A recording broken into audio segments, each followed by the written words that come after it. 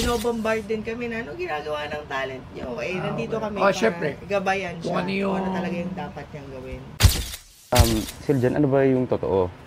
Kay Kong ba yan? Binigay ba talaga sa'yo? Sinabi niya sa amin na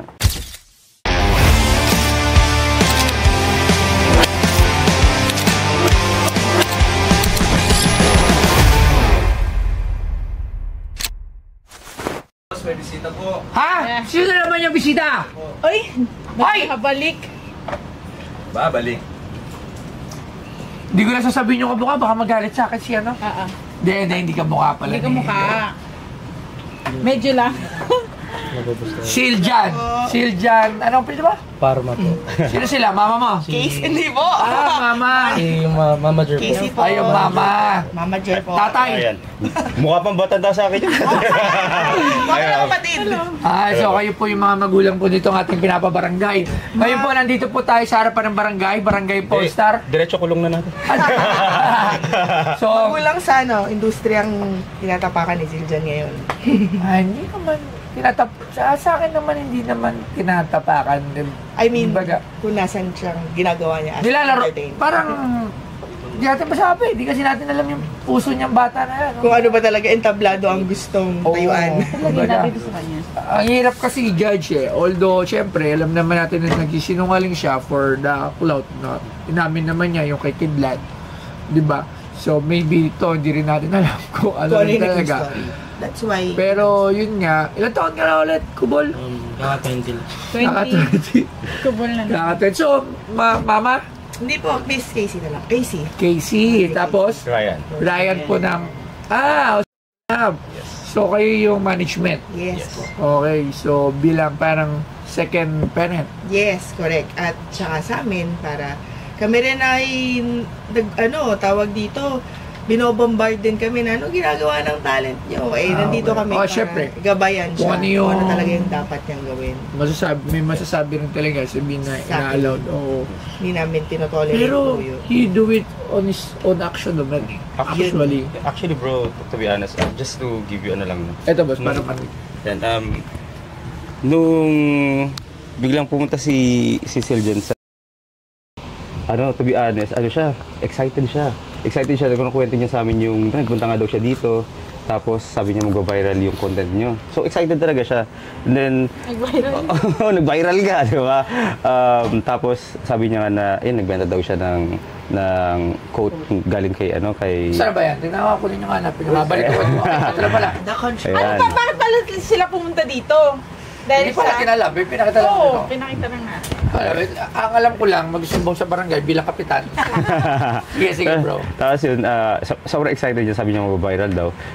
Tapos hindi niya rin sinabi sa amin na may yung mga plano niya na ginawa niya. And then, yun, binenta niya, sin pinost niyo na nga, tapos nag-viral, and then excited siya. So natutuwa na siya na nag-viral, ganyan. Until biglang lumapit siya sa akin, sabi niya, Kuya Ray, ayoko na sabihin kung ano yung group niya, pinag-grade niya before, as a respect din sa kanila, di ba? Na nag-comment daw dun sa video nyo na sinabihan daw siya na na parang kinuha niya yung quote daw ni Kong. Tapos tinanong na namin siya, sabi namin, Siljan, ano ba yung totoo? Kay Kong ba yan? Binigay ba talaga sa'yo? Tapos sinabi niya sa amin na binigay po sa akin talaga ni Kong, ganyan. And then, tapos na ang pagkakamali, gumawa pa siya ng video, parang sinagot pa niya yung English yun Oo. Kayo mag-English mo, sarap mo.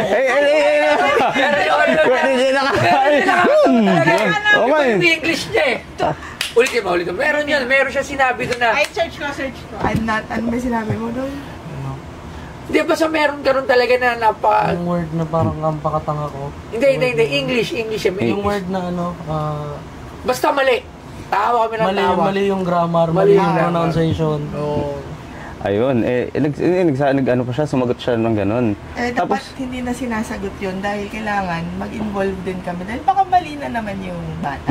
So, pero maski sa amin, nilalaban niya na na kay Kong daw talaga. Tapos, sabi ko, so kung yan yung totoo, hindi pa namin pinansan kasi pinipilit pa rin niya na kay Kong at binigay sa kanya ni Kong. Kung si Kong talaga nabigay sa'yo, malinis siguro dapat yung konsensya mo.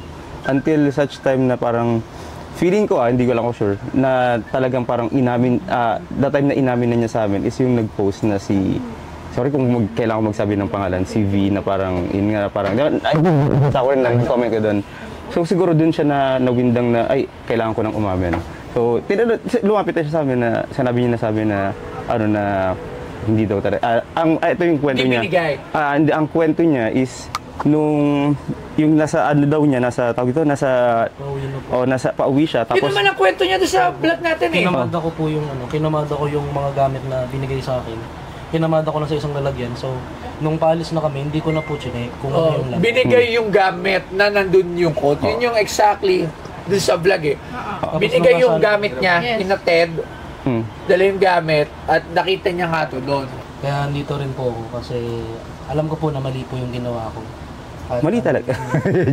At nandito po ako para pakita sa tao na kung ano po yung maling nagawa ko noon at nagawa ko nitong nakaraan, natuto po ako kaya itatama ko po. O kasama po yung team po ng to ask para po bilhin po ulit yung code. Ayan, ay. Eh ngayon, ano na to? And yung isa po sa mga tumutulong po sa akin ngayon si Boss Kyle. Boss Kyle, Ayan. babalik po ni Papa Ian, Papa Toro. Opo. Iyan. Si Papa Ian ang Elis po. Yan ang so, Kasi dapat daw po sa akin daw po mapunta yung code. Kasi ako naman po daw yung nagbayad ng sponsor. Ako po yung na-out eh. Parang kumbaga, kinausap nila ako na ako yung hindi kasama, tapos ako yung sponsor. Parang di naman po maganda dating sa akin. Sabi ni Papa Ian, balik daw po ako Tama para naman. kunin na lang po yung code. Yun lang po yung sa akin. Tapos out na po ako sa... kaibigan natin yan, si... Ako po boss yung napunta sa bahay mo, yung kay Lux. Kay Lux Surya. Nagdyan ako sa mapagkumbaba. Tuwagin natin, syempre dito, para malaman natin. Tuwagin natin. tawagan? Kaibigan ni Boy Bunda. Si Tita Crazy. Chris Aquino. Chris Aquino. Okay na ba sa'yo tawagan si Tita Tingnan natin. Crazy? Okay na po sa akin. Tuwagin natin. Para rin makapag-say ka lang, alam mo, Hi, Tita Crazy! hindi naman si Ay, hi! Malupit to. Malupit! Si Joel to eh. Ay. Pwede ba nakasabi? Hi. At, Balyata kayo eh. hello, si Chrissy. So, nandito ulit tayo. Nandito sa atin sa harap si Jan. Ano ba tawag? Sak? Kyle. Zach, tubol. Hindi, ano lang tawag siya ngayon? Sak. Ay, Si Sak. So, they will buy back the coat. And, baka may gusto na sabihin sa'yo si Sak. Hello po, Kuya Chino. Plano po namin ibalik po yung coat sa rifle owner. Kaya dito rin po ako para ayun, pasensya na po dun sa mga English ko po na hindi po. Doon ko pa nagpasensya sa English, hindi Dahil sa ginawa mo. Ginawa ko po na binanto ko po. Okay na ba? Kakausapin, baka hindi niya ako gusto patawagan. Tinawagan mo ako, Hindi po gusto ako po yun. mismo nagsabing tawagan po kayo. hindi na siya Okay. nagsisinungaling dyan. Kasi, Madam, hello, how are you? oo. Hello, kamusta? Ang tagal Oo, natin mukha lang ako Ninong Ray ngayon kasi may kaming mga kagawad. Pero, ayun nga, kasi magkakasuhan pa daw eh. Natakot naman ako.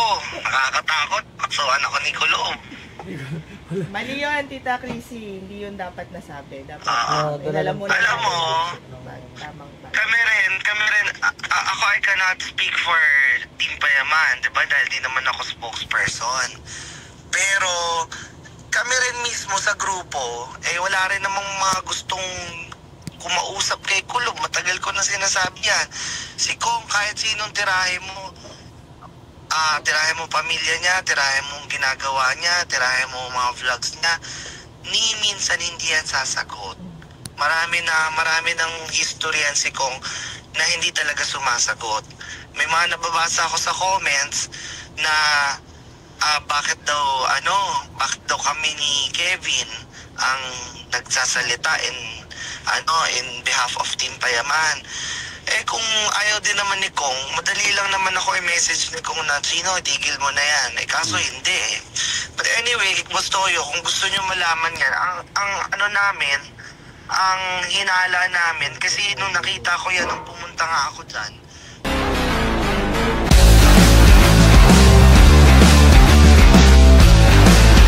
Si Toy Tumamen, geng, Bomex. Masyadong malaki. Kahit sa akin malaki ang coat eh. So, ang hula namin dyan, dahil nawawala din yung coat niya kay Mentos. Kay Mentos. Dahil yung coat ni Kong, I'm not sure kung na-check niya yung wardrobe niya, pero pagbalik niya nung from Japan, sabi nandun naman daw yata. Tsaka iba yung color na eh. Iba rin yung color. Iba yung kulay eh. Kasi ito sa kasal ni Junie, maraming mga groomsmen, pero pili lang yung dark brown. Sa kasal ni Junie, ang dark brown si Kong, si Dudut, si Yo, si Burong, sino pa yung isa? Geng. Basta, may lima sila eh. Okay. Tapos the rest ng groomsmen, light brown. Okay. Sige, Tita Chris. Ito lang, gusto lang may nasabi ni Zach nga. Sabi naman, ito naman, nandito kami sa tanggapan namin sa aming barangay at dinala siya ng magulang niya rito. Barangay Pawn Star. Gusto ko bumisita dyan. Kap Toyo. Sinabihan naman namin, actually, lahat naman yung mga nakapaligid sa kanya, sinasabihan naman siya. So, talagang sariling kilos niya lahat yun. So, eventually, matuto yung bata, di ba, sa lahat ng ginagawa niya. And we hope. Lahat naman, kahit naman kayo, alam ko naman na kahit ganun may mga TikTok, you're just, yung sa actions lang. Pero alam naman natin na ayaw din natin na yung bata is mapunta rin talaga sa kapahamakan.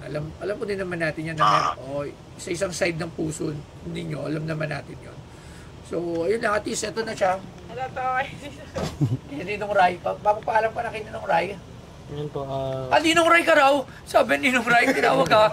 Tinawag, Tita Chrissy na mo. Sige mo. yun po, Tita Chrissy, ayun. So, pumumi ng tawad sa inyo.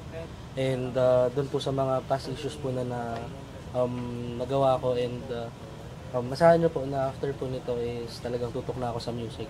Sana po panghawakan nyo po yun and paabot nyo na lang din po kila Sir Kong, then kay Ma'am Vina. Papanood naman nila to. Ako, Boss Toyo, ako may mga pamangkin ako, may mga kaibigan ako, mga ganyang edad. Tama naman yung kanina na may mga nagagawa naman tayo nung bata tayo. At saka wala ako sa posisyon para harangin kung ano yung mga kagustuhan ni Nicolo. Gusto niya sumikat. Ilang beses ko na yung sinabi na kami dito sa malayo, from afar, papalakpak kami, matutuwa kami kapag sumikat ka. It's just that parallel na lang tayo ngayon. May mga bagay at pagkakataon talaga na aangat kami, aangat ka, pero parallel na lang tayo. Hindi na tayo mag-meet ulit. So, ako naman, personally, I am hoping for the best for him kung ano mang kaya ang anuhin niya. Pero sa Philippine setting, dito sa Pinas, maigi talaga na meron kang diploma at makapag-aral ka. Ang hula namin dyan, dahil nawawala din yung coat niya kay Mentos.